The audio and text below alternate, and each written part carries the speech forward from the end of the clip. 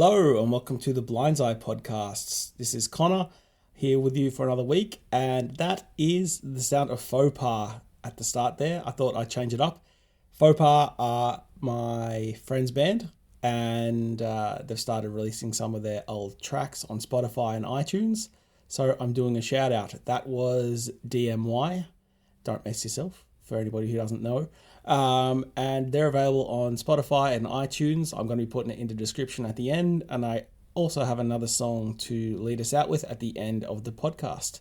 So anyway, today I wanted to talk about outdoor activities and things like, gyms, which strictly, I guess, aren't outdoors, but how I kind of do gyms, different kind of sporting hobbies, paddle boarding, swimming, abseiling, indoor rock climbing, that kind of stuff. There's not really enough there for each of them to do one podcast about each of them, so I thought I would blend them all into one. As always, before we get going, if you like what I do, please consider subscribing, sharing, liking, telling friends, whatever you can do on whatever device you have. That would be helpful.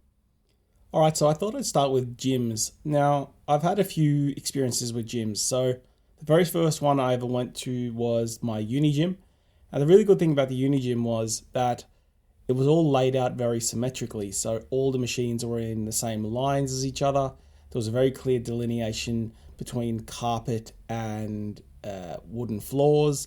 So I could feel when I was moving into different sections of the floor space, if you'd like to say.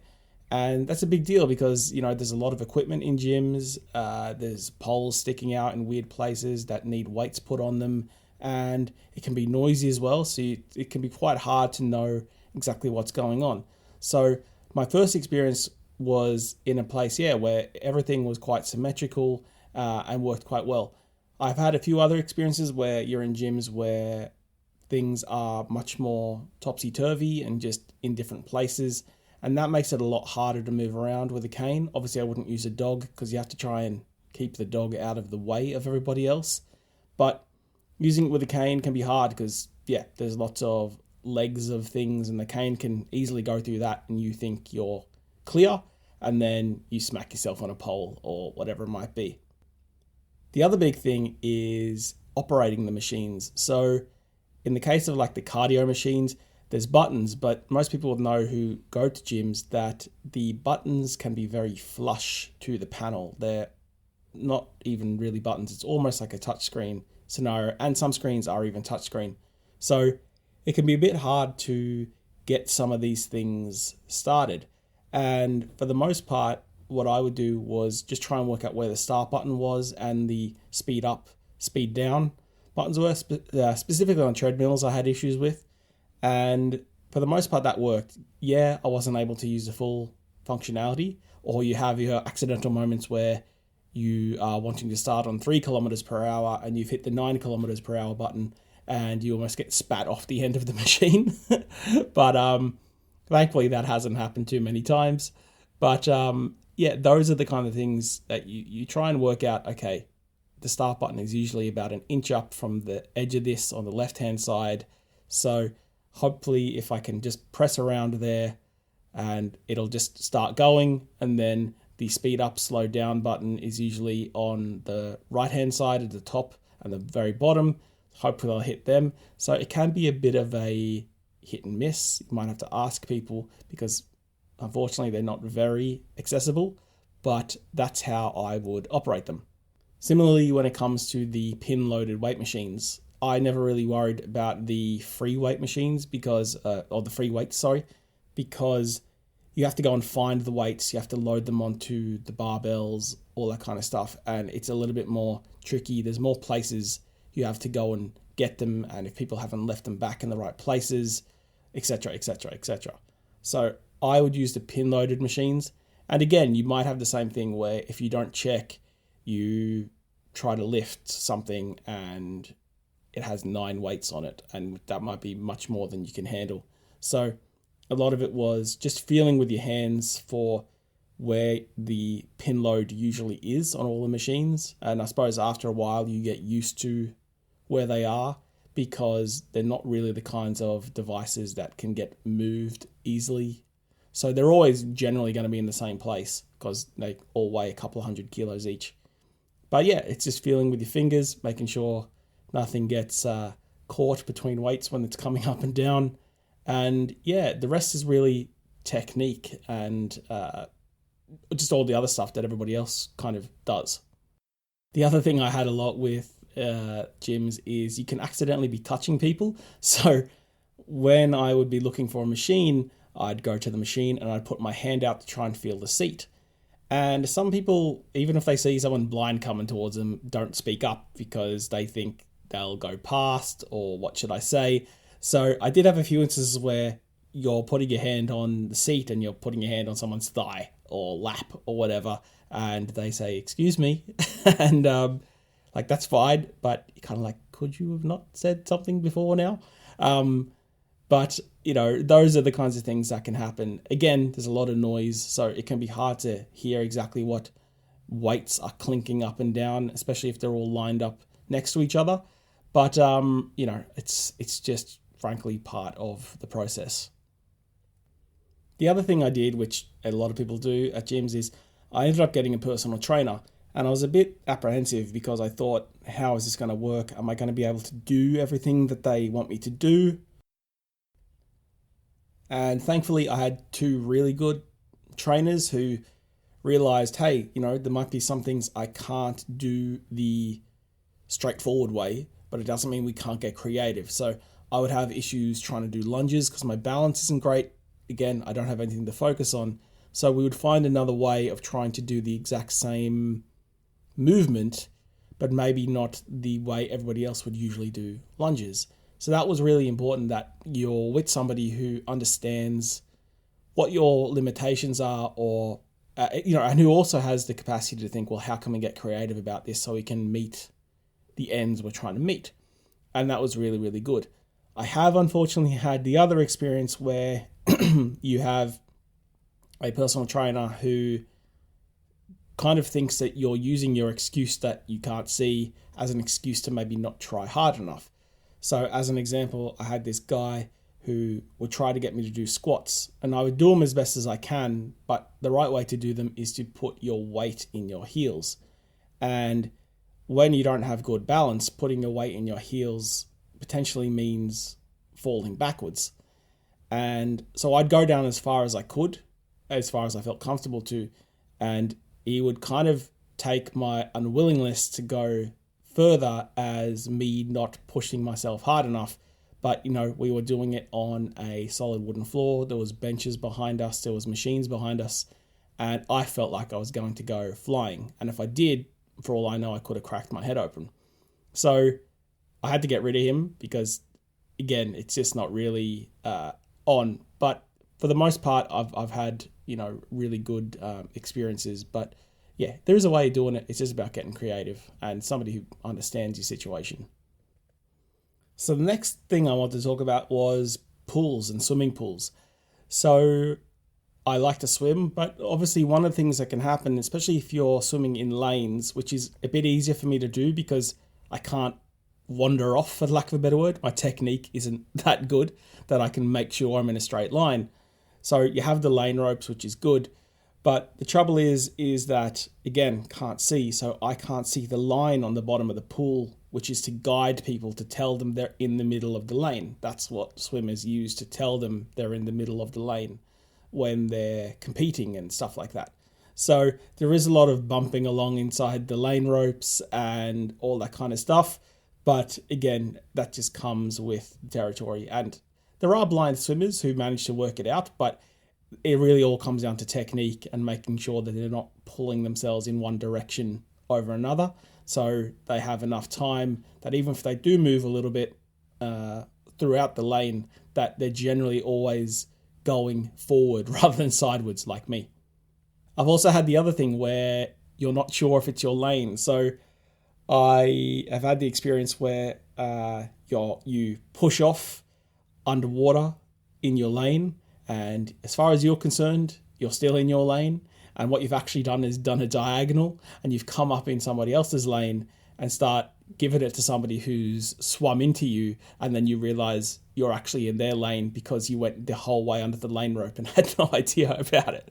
So that can happen. Again, probably terrible technique. It's also that thing too, is like somebody else in the lane, they don't know that you're blind. Unless they've seen you walk in, they have no idea, because you can't use a cane in a pool. So I have had many situations where somebody is like, dude, what the hell? You know, what's wrong with you? And then you have to say, sorry, I'm blind. Because yeah, unless they've seen you come into the complex or whatever, they don't necessarily know that you can't see them. So these things happen. Speaking of things happening, when I was a teenager, we used to go to school sport at one of the local pools of a Thursday afternoon. And anyway, when it came to the end of the session, I wasn't quite sure where I was. I knew I was away from the wall, and I shouted out to one of the teachers, you know, how far am I from the wall? And I wanted to know how much of a stretch, or how much of how many strokes maybe I'd have till I hit the wall. And anyway, the teacher said about 2 meters. I was like, okay, cool. So I've got a lunge in me. So I thought I'd lunge for the wall. And unfortunately, what she actually meant was 2 foot. So I lunged with the force of thinking I have 2 meters to put my hands out and hit the wall. And what I actually did was went straight first into the side of the wall from about 2 foot away. And it actually knocked me out in the pool.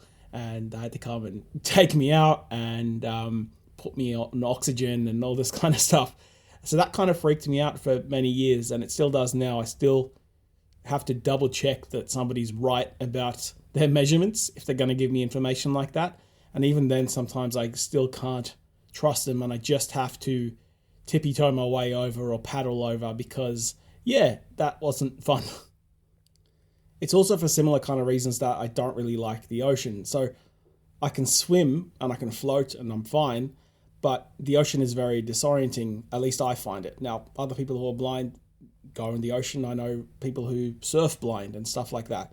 But I always find getting knocked about very disorienting, and I get worried that I won't know which way the beach is if I was to lose my feet or my bearings or whatever it was. So what I tend to do is, if I'm at the beach, is I try to go to the ocean pools, or whatever the proper name for them is, where you're still getting the ocean water, you're still swimming in it, and you're still getting the waves and stuff, but there's the barrier between you and the sea, so, you know, you don't float away to South America or something like that. So that's generally what I try to do if I'm in those kinds of situations. Another thing which I did for a friend's birthday just the once was paddleboarding. And we did this in Sydney Harbour off Manly, off the inner beach of Manly inside Sydney Harbour. And yeah, again, I can swim, but I was pretty freaked out because you're getting knocked around. There's ferries and boats in there, so you don't know how you're going to be able to maneuver yourself out of the way. Will I be able to hear everybody correctly in order to get back to where I want to get to? So I definitely wasn't happy to stand up, even though it's supposedly stand-up paddleboarding. So what I did was I just knelt down on the paddleboard, and they gave me a shorter canoe thingy. What do you call it? I can't think of it off the top of my head. Paddle, that's what it's called. And yeah, and I just did it like that. And the rest of the guys just kind of stuck around me and were kind of verbalizing to me what I needed to do and where I needed to go. Thankfully, again, didn't fall in, didn't float to South America, so that was a win. I was terrified the entire time, and you know, there was ferries going past and wake coming in off boats and stuff like that. But yeah, it was an experience. Another thing I tried, again with actually the same group of friends as the paddleboarding, was bubble soccer. Now, for people who don't know bubble soccer is basically where you're in a gymnasium and you basically get encapsulated around this giant plastic blown up inflatable rubbery thing, and it's very high. It's probably 8 foot tall, this thing that surrounds you, and the only thing that's sticking out is your legs, and you just hold his handles on the inside. You have to wear like backpack straps over it to keep it up. And basically you try to play soccer and you run at each other and try to tackle each other, and you're just bouncing off each other. But the issue with mine was that it does such a good job of isolating the sound that I actually couldn't hear where everybody else was on the court. So for a while, I just found myself in the corner of the gymnasium, just running into the wall, and then realizing that I was running into the wall, and then realizing that this was more fun than trying to play soccer with everybody else. So I would just take a few steps back and run at the wall and bounce away. And it is good fun. I highly recommend it to anybody who hasn't tried it. It's good fun. It feels pretty safe. And so we would do different things like line up, and then some of the guys would take a run at me, and then I'd go bouncing away inside this little blown up cocoon thing. And because I couldn't tell where the ball was, so I couldn't participate in the soccer side of it whatsoever. But yeah, it was a really good laugh. So highly recommend if you ever hear about it. Another one which I also used to do was indoor rock climbing. And indoor rock climbing, especially if you have a fear of heights, thankfully I don't. But when you can't see, your fear of heights doesn't really engage in the same way. So I would have instances where I was climbing the wall and I don't really know how high I am. I mean, I know I'm pretty high, but I don't have that way of verifying just how high I am and just how frightening it is, because all I can feel is the wall. But you do end up in interesting situations where you're climbing, and then your head hits the roof because you've gotten to the top and you couldn't see the roof coming. The other thing you have is sometimes in rock climbing, you have to jump to try and reach the next handhold. But if you can't see it, and if you can't feel it within your reach, then you're getting the person below you telling you that it's there, and it's just 6 inches further. And if you jump in that direction, then you'll grab it. And that is a big, big leap of faith. I know you have your harness on you and all that kind of stuff, but in those situations where you can't easily grab the next rock, then you're basically trusting the other person that they're right and that your hand will hit it, even though you're not exactly sure if your hand is in the right direction. So that was my experiences with it. But it, again, still is pretty good fun. And the second last one I have for you is abseiling. Again, tried abseiling once. I was on school camp, and they had this thing where it was like 4 or 5 shipping containers stapled on top of each other. And that's what we were abseiling down the side of. So unfortunately, it was raining that day and the metal was very slippy. But yeah, I did it. And it was freaky because you have to, again, like everybody else, lower yourself over the edge.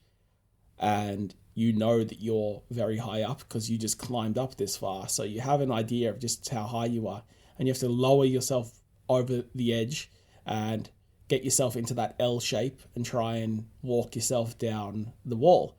And again, it was slippy. It was a bit hard, but we did it. And the interesting thing was when I got to the end, again, because I can't tell how close I am to the bottom. So at the end, I was going along, and then my bum just hit the grass. And I realized I had been sort of close to the bottom where anybody else who could see would have just swung their legs down and stood up. But obviously I didn't know where that was. So here I was in the L shape as though I was still hanging off a cliff, but I was probably only a foot off the ground. But again, did it. It was scary, but again, it's doable without vision, and it's all in your own hands, not like rock climbing where you have a belay. Now, the last one I wanted to talk about was golf. So sometimes I go to the driving range, and depending on what kind of tee loading system they have is what I do differently. So in a situation where they have the automatic loading tees where you just chuck a bucket of balls in and it loads it for you, what I used to do was I would put maybe a 10-cent piece behind the tee, and when the club clinked on that 10-cent piece, I would know I was right behind where the ball was, because the other way was putting your hand down, feeling for the ball, knocking it off the tee, having to start all over again. So an easier way for me to do that was a couple of inches behind the ball, put a coin down, let the metal of the club clink with the metal of the coin, then I knew I was right behind the ball. And then as long as your technique of the swing is relatively good, you'll smack the ball. So that's what I do in that situation. If it's a manually loading tee, what I do is I put the ball on the tee at the same time as I put the club behind the ball, and then I leave the club where it is. So then I know it's right behind the ball. And again, then it's all about the swing. So those are the two things I do on driving ranges. But close to me, there's a different kind of driving range called Aqua Golf. And it's at one of the local clubs, and it's kind of just meant for a bit of fun for kids and drunk people, unfortunately, like we were. And what you do is you get a bucket of balls, and they give you like a little pitching wedge, and you have to try and hit targets out in a lake. And if you do, you win vouchers or prizes or money. Can't exactly remember what it is. And again, that can be quite fun because you're usually doing it with your mates. You've usually had a few drinks, and it usually gets pretty interesting. So I do the same technique with that, where I just put the thing behind the ball as I'm loading the ball, leave the club there and swing. But, there has been moments where you just get over it. You decide the bucket is too big and it seems like a good idea at the time. And then you realize you have more balls here than you want. So you decide, you know what, I'm going to just start pegging these balls into this lake. Or in a few instances, I decided I was going to start drop kicking the balls into the lake. But, all these things, sometimes people probably think, oh, could I participate in that? Or how could you participate in that? And again, like, even if you can't do it the normal way, who cares? It doesn't mean you can't have a bit of fun with it. Doesn't mean you can't get creative. I'm sure, that guy didn't like me drop kicking the balls into the lake, but you know what? I did. So who cares? So look, that was basically the rundown of some of the activities I have done. Some of them I've done more than others. But yeah, I thought that would be useful.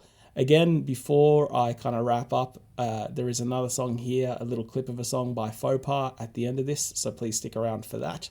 As always, if you want to get in touch with the show, please email blindseyepodcast@gmail.com. That's BLINDSEYE podcast@gmail.com. I'm on Facebook and Instagram if you search for Blindseye Podcast. I'm on Twitter @BlindseyePod. And if you want one place for it all, go to blindseyepodcast.com. I'll be back to speak to you in a fortnight. And here is Faux Pas again with Miss Potato taking us out. Cheers.